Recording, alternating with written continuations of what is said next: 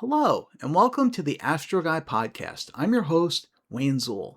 March is here, and with it comes spring and lengthening stretches of daylight, but the night sky is still delivering some great sights before we lose those long, dark winter hours.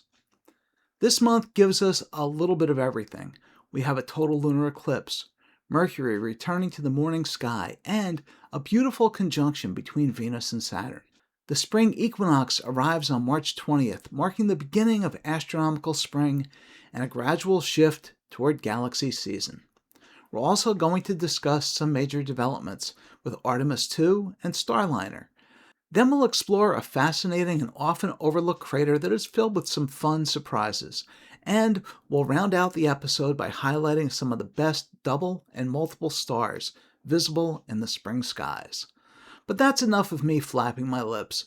Let's get started with this month's planetary roundup. Mercury returns to the morning sky around the third week of March when it rises about an hour before sunrise. You'll need a clear eastern horizon, and at magnitude 0.9, binoculars will help you pick it out of the twilight glow. By the end of the month, Mercury brightens to magnitude 0.4, but it is still low on the eastern horizon, making it difficult to spot in the brightening morning sky.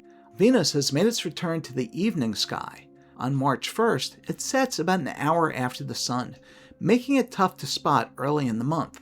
As the days go on, Venus sets a little later and moves a little further north in the sky each night. By the end of March, Venus sets around 9 p.m. and is glowing brilliantly at magnitude minus 3.9. In a telescope, the planet shows a 93% gibbous phase. On the evening of March 7th, observers with a good western horizon should be able to spot Saturn, glowing at first magnitude, about a degree slightly above and to the left of Venus. If you can spot it with binoculars or a telescope at low power, you'll witness a rare sight, two planets in the same field of view. On the evening of the 8th, Saturn will be 1 degree below and to the left of Venus. It still should be a stunning scene. Mars remains close to the Sun and is lost in its glare all month. Jupiter remains perfectly positioned for evening observers throughout March. On the 1st, it's blazing at magnitude minus 2.4 in Gemini, transiting the meridian at 8:23 p.m. before setting just ahead of 4 a.m. At 42 arcseconds wide, it presents a generous disk that looks fantastic through any telescope. By month's end, the giant planet dims slightly to magnitude minus 2.2 and shrinks to around 39 arcseconds wide, still large enough to reveal plenty of detail through the eyepiece. Even if you've never looked at Jupiter before, this is the perfect time to start. Observers with binoculars can enjoy the dance of the 4 Galilean moons and may even spot the darker equatorial bands, but Jupiter's real magic reveals itself through a telescope. Under good seeing conditions, you'll discover a multitude of ever-changing features across those dynamic cloud tops. Start at 100 power to frame the whole system, then push the magnification to try to spot intricate belt and zone details. That's one of the reasons that Jupiter is my favorite planet to observe. Over the course of a single evening, repeated observations will easily reveal motion in both the planet and its moons. Jupiter completes a full rotation in just 9 hours and 56 minutes. That's fast enough that you can actually watch features drift across the disk in real time. I think that's pretty cool. On the evening of March 25th, the first quarter moon will sit about 8 degrees to the right of Jupiter. By the following night, the moon is moved to about 7 degrees above and to the left of the giant planet. This perfectly illustrates just how quickly our satellite races eastward, roughly 13 degrees per day, or about 26 moon widths every 24 hours. It's a great demonstration of celestial motion that you can witness with your own eyes every day. March presents your last opportunity to catch Saturn in the evening sky before it slips behind the Sun and transitions into the morning sky later this year. Throughout the month, the ring planet sinks lower in the western sky each night, steadily racing toward conjunction with the Sun.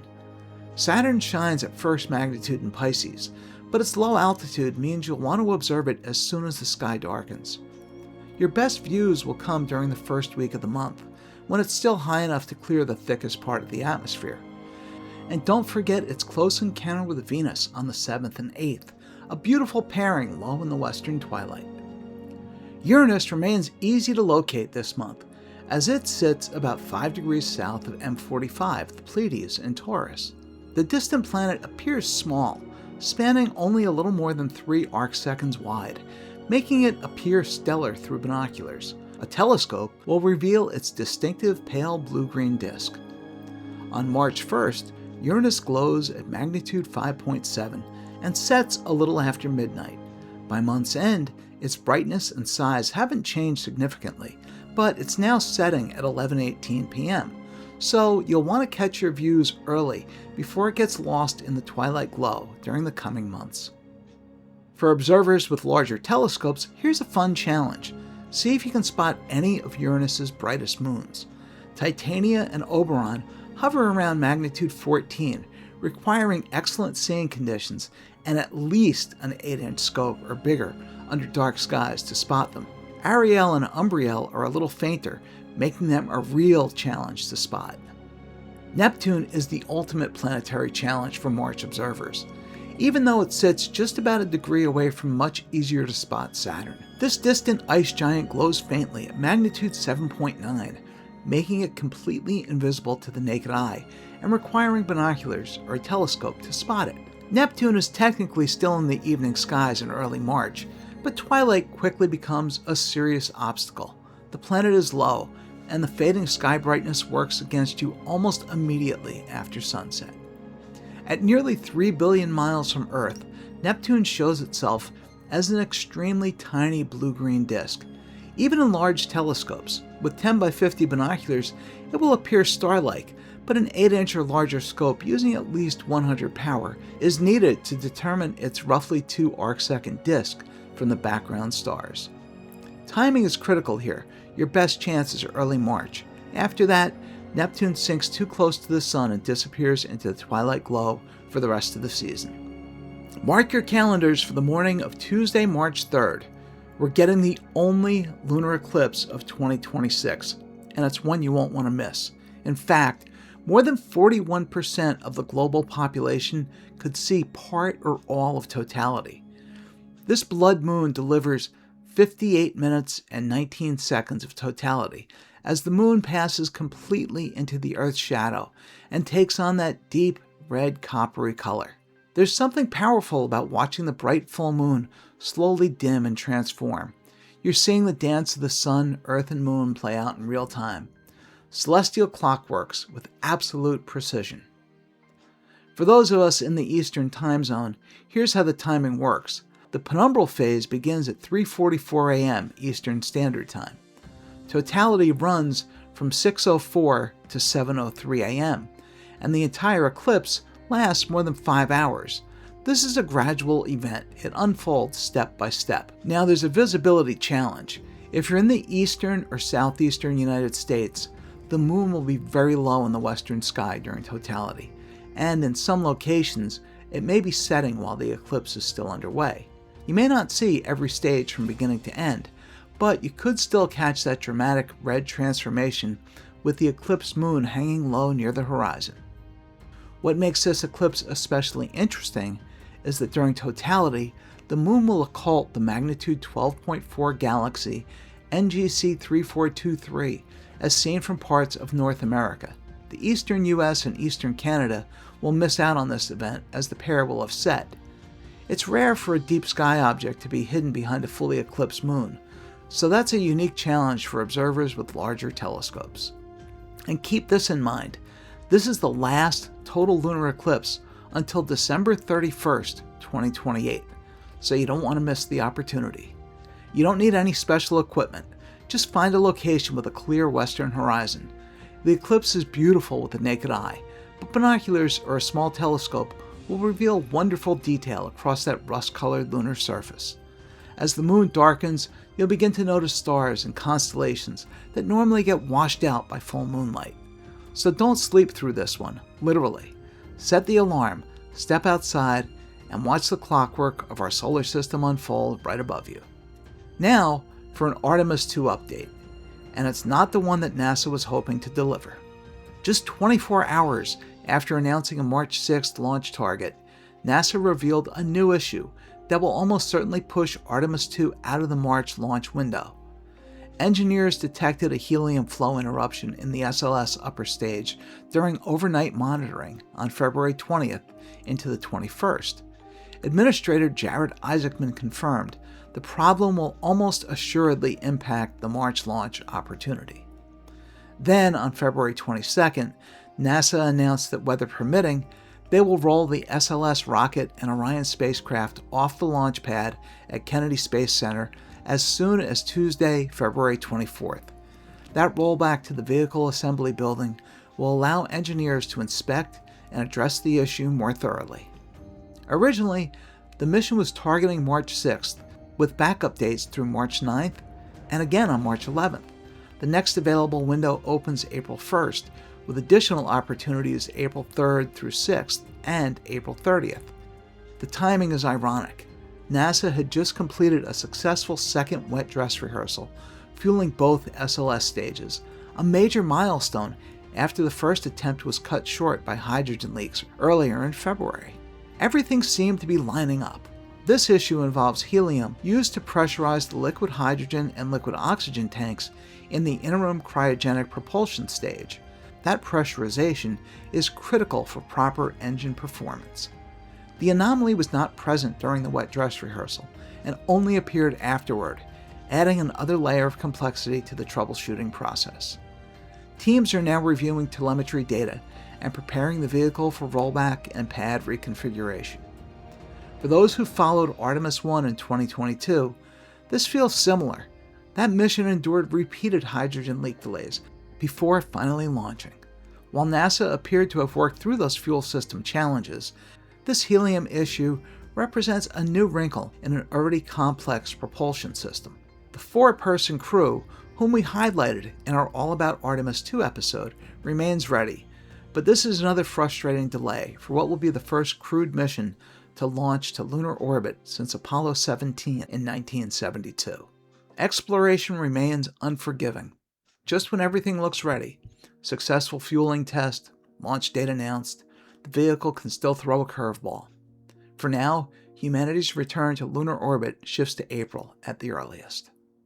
On February 19th, NASA has officially reclassified Boeing's first crewed Starliner flight test as a Type A mishap, the agency's most serious category. That's the same classification level used for Challenger and Columbia, not because the outcome was the same, but because of how serious the situation became. The mission launched on June 5, 2024, carrying Suni Williams and Butch Wilmore on what was planned to be a 10-day ISS stay. But during approach, multiple thrusters failed, and at one point the spacecraft temporarily lost full 6 degrees of freedom control. They were able to recover and dock successfully. Instead of staying for 10 days, the astronauts remained aboard the ISS for 9 months, while engineers evaluated the vehicle. Starliner ultimately returned to Earth uncrewed on September 6th, and the astronauts came home aboard a SpaceX Dragon last March. NASA leadership acknowledged that the severity of the situation was not fully conveyed at the time. Administrator Jared Isaacman stated, "We almost did have a really terrible day," and admitted that programmatic pressure to certify Starliner created what he called an imbalance in decision-making and transparency. The root cause of the thruster failures has still not been fully resolved. Additional propulsion issues occurred during re-entry, and investigators cited insufficient fault tolerances in key systems. NASA has paused further crewed flights until those issues are corrected. An uncrewed cargo mission is targeted for this April. With the ISS expected to retire around 2030, Starliner's operational window is narrowing. At the same time, NASA sees a future with multiple commercial space stations where redundant crew vehicles will be critical. The takeaway is clear: spaceflight leaves no room for complacency. Institutional pressures can erode safety culture if it's not kept in check.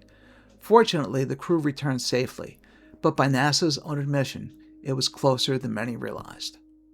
Now it's time for the Lunar Feature of the Month. And this time we're heading to the moon's southern highlands to explore one of the most interesting craters visible through any telescope, Walther. Walther is part of a magnificent trio that forms one of the Moon's most recognizable features. If you start at Purbach Crater and trace southward, you'll encounter Regiomontanus and then finally reach Walther. 3 ancient impact scars lined up like stepping stones across the lunar landscape. At 141 kilometers, or about 85 miles across, Walther dominates this region. What makes it truly spectacular are the terraced walls that cascade down into the crater floor, like a giant amphitheater carved in stone. These terraces formed when the crater walls collapsed and slumped inward after the initial impact. The crater floor itself is a geological wonderland. Rising from the center, you'll spot a complex of mountain peaks that tower nearly 2,000 meters above the surrounding terrain. These central peaks formed when the lunar crust rebounded after impact, like a splash frozen in time. The crater is named for Bernard Walther, a fascinating figure from medieval astronomy. Born in 1430, Walther was a German merchant who became captivated by the heavens. Working from Nuremberg, he collaborated with astronomer Regiomontanus, yes, the same person honored by the neighboring crater. Walther spent decades making precise observations of planetary positions and lunar movements, contributing crucial data that would later help astronomers understand celestial mechanics. The best time to observe Walther is around first and last quarter moon, when the terminator, the line between light and shadow, passes nearby. The sunlight creates dramatic shadows that bring out details of those terraced walls and central peaks. Through binoculars, you can easily spot the crater chain and make out Walther's basic structure. But with good seeing, and even with a modest telescope at higher magnification, the view becomes truly breathtaking. You'll see individual terraces, the rugged central mountain complex, and several smaller craterlets scattered across the floor. This month, the best nights to observe Walther will be the 1st through the 10th and from the 26th through the end of the month. So the next time you're out observing, take a few moments to appreciate this ancient scar and remember Bernard Walther. This month we're going to do something a little different. Rather than explore some faint fuzzy objects, we're going to explore several of the best double and multiple stars that are best seen in the spring skies. If you're going to observe them, you'll want to use a telescope and eyepiece combo that can deliver at least 200 power cleanly so that you can split all of them. Our first target is one that I first looked at nearly 40 years ago with my Celestron comet catcher. After that night, it became a must-see for me every spring. To the naked eye, Algeba shines at magnitude 2.3 in Leo, appearing as a single bright star in the lion's mane, also known as the sickle. But through a telescope, it beautifully splits into 2 stars, a stunning double that was first identified by William Herschel back in 1792. The brighter star shines at magnitude 2.28, and its companion at 3.51. They're separated by about 4.5 arc seconds. Both are giant stars, much larger and more luminous than our Sun, and both are well along in their stellar evolution. They're located about 130 light years from us. They're estimated to be around 2 billion years old, and they orbit each other in a very slow, stretched out dance that likely takes between 400 and 700 years to complete. We've only observed a small part of their orbit so far. In the eyepiece, though, none of those numbers matter. What you'll see is a gorgeous golden pair. It's one of the finest double stars in the spring sky. Our next spring target is the lovely wide double star in Cancer, Iota Canceri. To the naked eye, it looks like a single star, about 4th magnitude, but through even a small telescope, it splits into 2 distinct points of light about 30 arc seconds apart, making for an easy pair. The brighter star shines at magnitude 4 with a warm golden tone. Its companion, at magnitude 6.6, appears fainter and whiter. It's one of those doubles that's wide enough to be split easily, but bright enough to really show some color contrast. The 2 stars are physically related, moving together through space at a distance of 347 light-years from us. The primary is an evolved giant star, while the secondary is smaller and still on the main sequence. Very different stars sharing the same journey.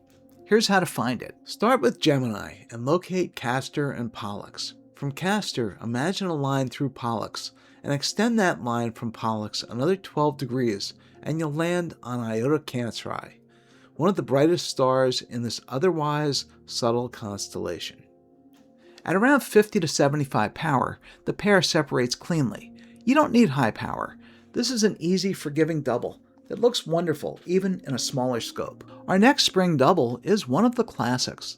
Located 236 light-years from us, ISAR shines around magnitude 2.5, bright enough to pick out easily once you know where to look.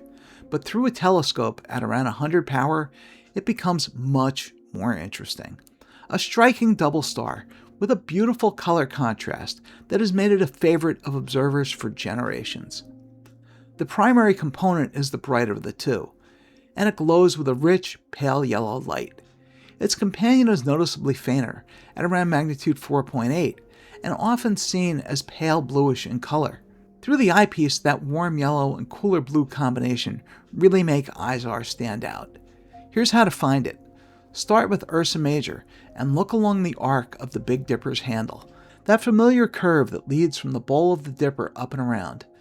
Follow from the end of that curve about 25 degrees, and you'll spot ISAR. Once you've got it in your finder, ISAR responds well to moderate magnification.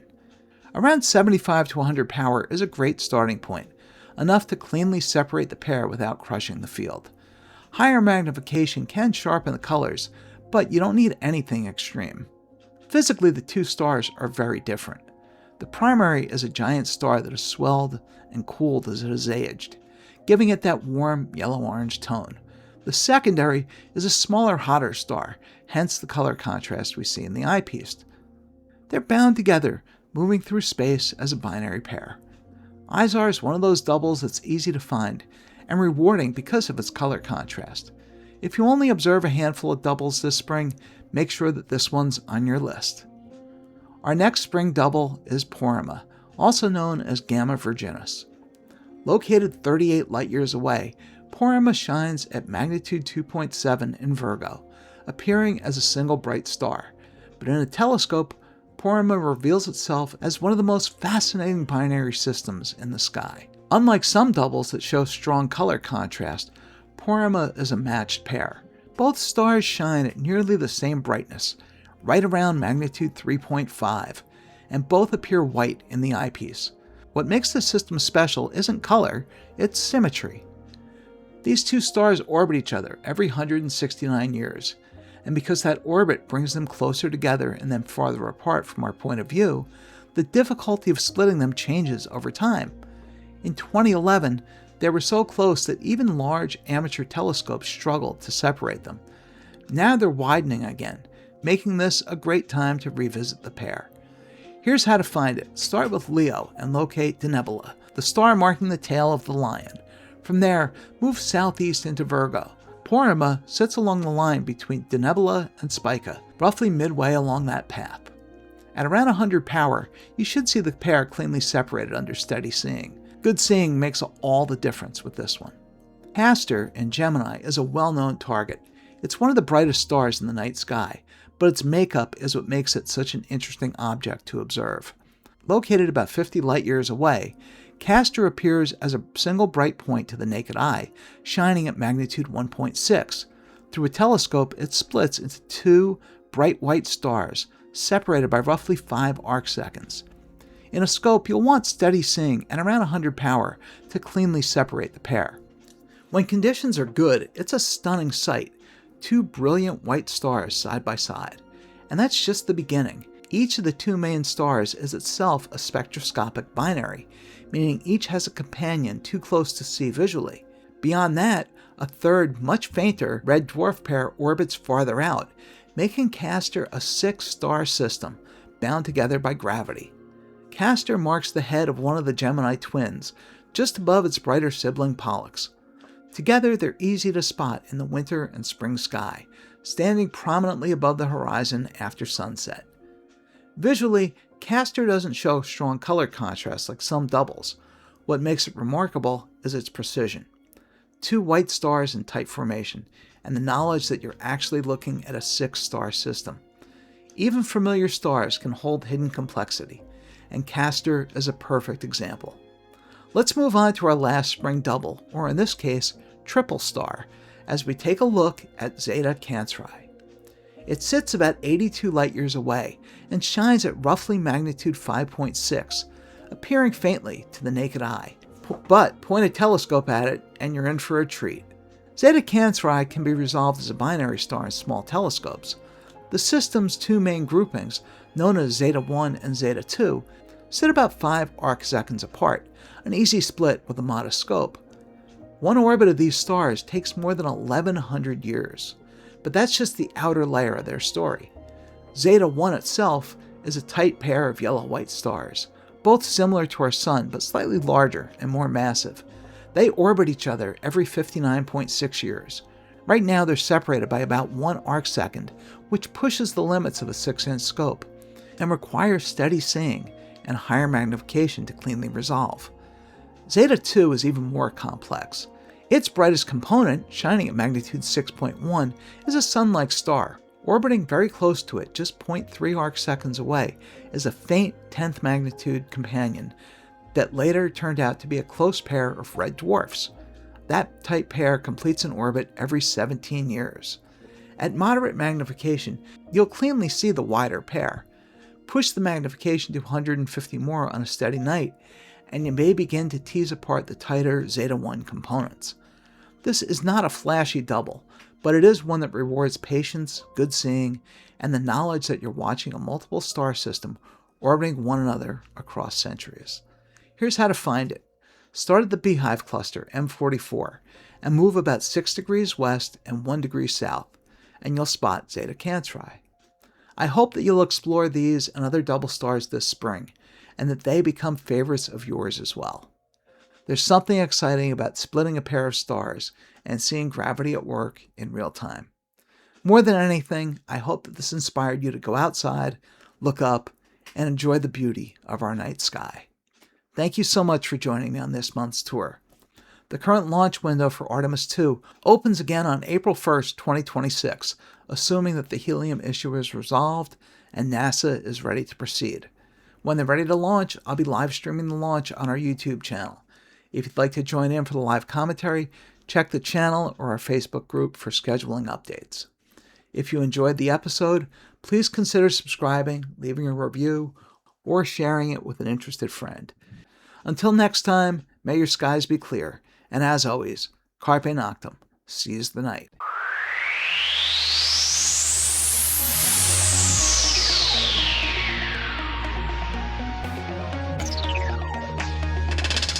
I'm Wayne Zool, and this was the Astro Guy Podcast. Thank you for listening. As always, your questions, comments, and suggestions are welcome. Keep wondering. Keep your eyes on the sky. Have fun. Carpe noctem. Seize the night.